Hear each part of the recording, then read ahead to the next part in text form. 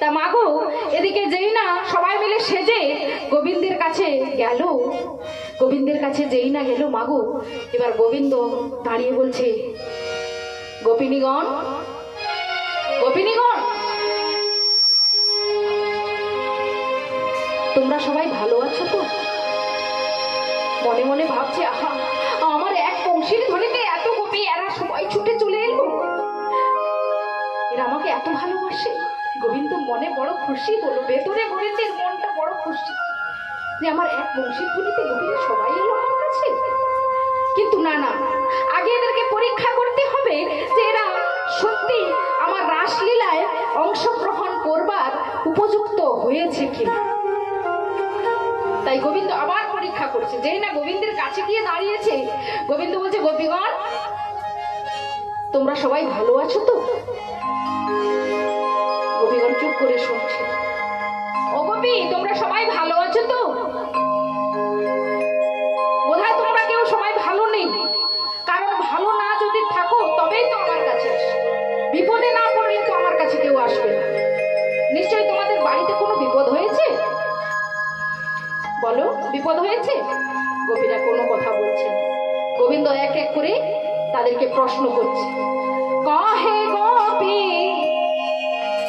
কিসের লাগি? গোবিন্দ বলছে গোপীদেরকে, আইলা গহন বনে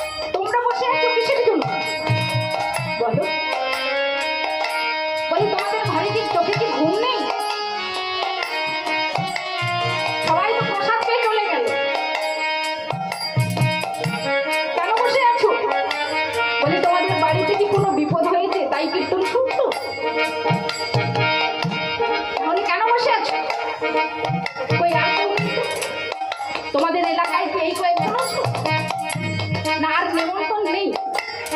বাবাদের বাড়িতে কি তোমার ওই 5 জনকে নিমন্ত্রণ করেছিল? কি গো, বলে রাসলীলায় অংশগ্রহণ করবার জন্য যোগ্যতা।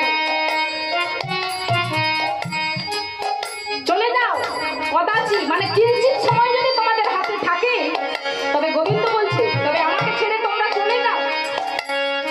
কারণ লোকে দেখলে এই রাতে বসে আছো ওই পরপুরুষের কাছে, অসতী কলঙ্কিনী বলবে তোমাদেরকে, উলোটা নারী বলবে। চলে যাও আমার কাছ থেকে। আবার গোবিন্দ বলছে, কি বলছে, নিজ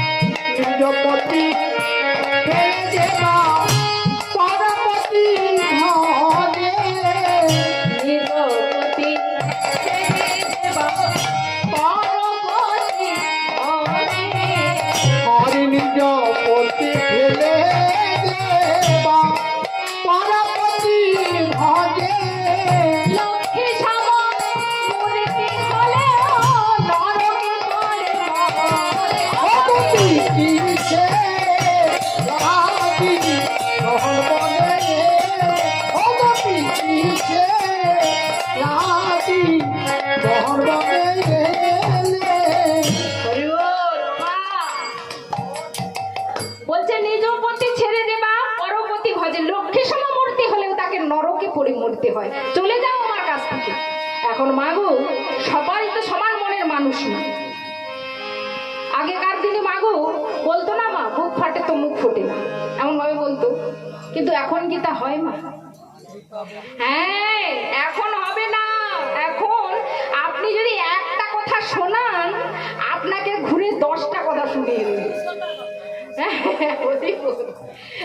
আমরা এরকম, আমি বলে নয়, আমাদের মতো সবাই, আমার মায়েরা যদি একটা বলে আমরা একদম ঘুরে 10-15টা শুনিয়ে দেব। এখন আর হয় না, তা শুনবে না। তা মাগো এরকম ভাবে সবাই তো সমান মনের মানুষ নয়। এখন গোবিন্দ সবাইকে অসম্মান করছে, মানে গোপীদেরকে। আর এদিকে কেউ কেউ কি করেছে, তার নিজের আঁচলটা দিয়ে এরকম ভাবে আঁচল মোড়াচ্ছে আঙ্গুলে, বিরক্ত হয়ে। আর কেউ কেউ আবার ওই বৃন্দাবনের বুড়ো আঙ্গুল দিয়ে বৃন্দাবনের মাটিকে খোঁটাচ্ছে। অথচ গোবিন্দের কথার কোনো উত্তর কেউ দিচ্ছে না, মাটি খোঁটাচ্ছে। কেউ কেউ আবার নখে নখে নখ দিয়ে চুপ করে গোবিন্দের কথা শুনছে। এখন এক গোপী ধৈর্য নেই, আর তার ধৈর্য ভেঙে গেল। তার ধৈর্য ভেঙে গিয়ে বলছে, ছুটে গিয়ে গোবিন্দের হাতে ধরেছে, গোবিন্দ আচ্ছা এতক্ষণ তুমি অনেক কিছু বলছো, আমরা অসতী, আমরা কলঙ্কিনী, আমরা কুলটা, আমরা নিজেদের পতি ফেলে পরপতির ভজনা করছি, সবই মেনে নিলাম। আচ্ছা গোবিন্দ তুমি বলো তো,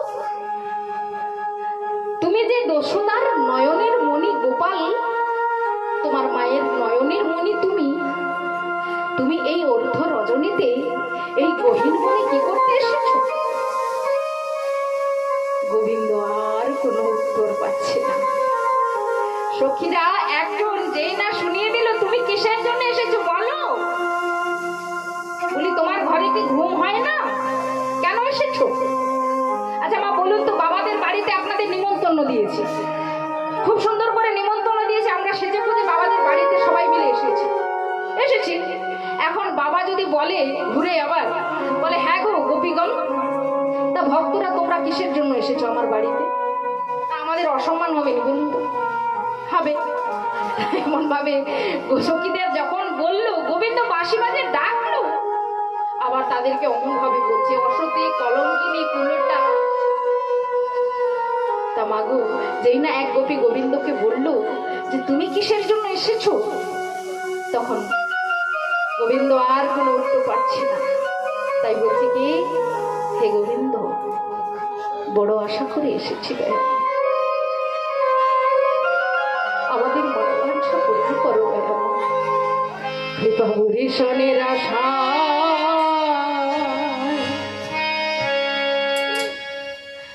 আমরা ছুটে এসেছি, বরিশনের আশায় আমরা ছুটে এসেছি, বরিশনের আশা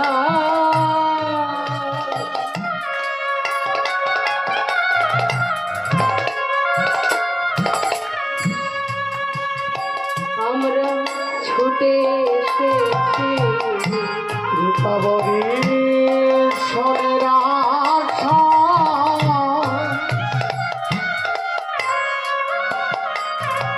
আমরা ছুটে এসেছি, আমাদের তাপিত হৃদয়, এই তাপিত হৃদয় শীতল করো, বরিশনের আশা ছুটে এসেছি, আমাদের তাপিত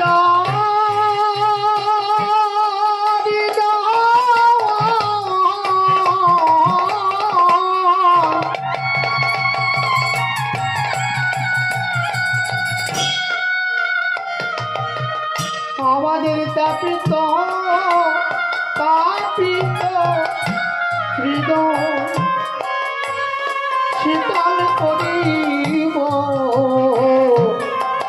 কৃপা বরিশনের আশা আমরা ছুটে এসেছি, আমাদের মানব জন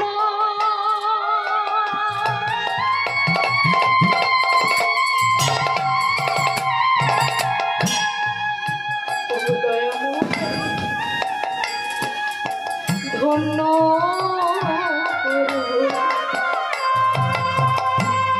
ভীষণের আশা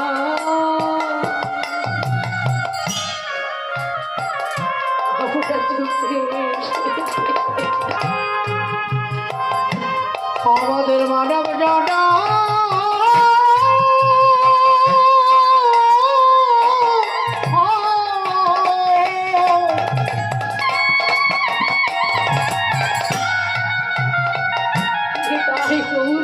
ধন্য করিব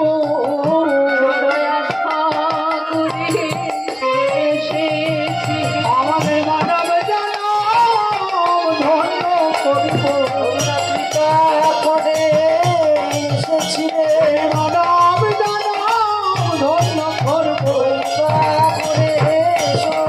করে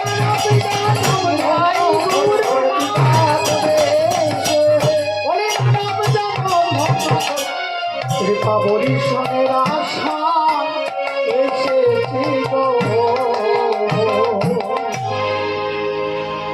তবু কহত ব্রজ যৌবত মেয়ে যুবত শুনে নন্দের নন্দন হর্ষিত বেলি বেরি কবি পরশ তাহে করত বিলাস আনন্দে নিরাক্ষয় গোবিন্দ গোবিন্দ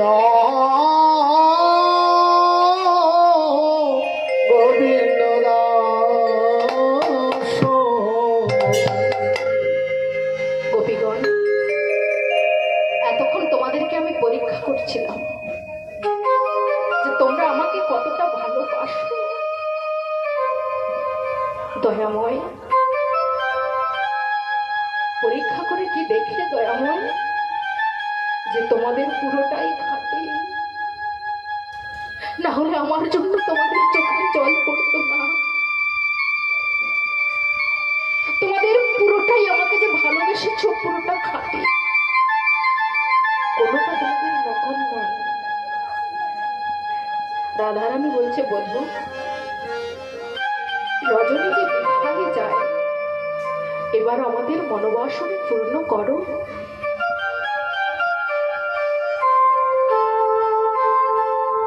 গোবিন্দ বললেন গোপিনীগণ ও রাধে তোমাদের সবার মনোবাসনা আজ আমি পূর্ণ করতেই এসেছি তবে আমাকে আগে রাসমণ্ডলী নির্মাণ করতে হবে আমি আগে রাসমঞ্চ নির্মাণ করি তারপরে তোমাদের সবার মনোবাসনা পূর্ণ করব দেখো মা ভক্ত না হলে কিন্তু লীলা পরিবেশন করতে খুব সমস্যা কষ্ট আপনারা বুঝতেই পারছেন তথাপিও আমার মায়েরা যেই কয়েকজন আছে খুব সুন্দর মন দিয়ে শুনুন শুনছেন বলে হয়তো আমি পরিবেশন করছি এই কয়েকজনে কিরকম লীলা পরিবেশন করি এখন ভক্তরা মা চালাক হয়ে গেছে গৃহস্বামী মনে করেছে আমি প্রসাদের ব্যবস্থা করব ভক্তরা কীর্তন শুনতে আসবে এখন ভক্তরা গৃহস্বামীর থেকে চালাক হয়ে গেছে কেমন ভাবে জানো প্রসাদ পাবি হরি বল আগে আসবে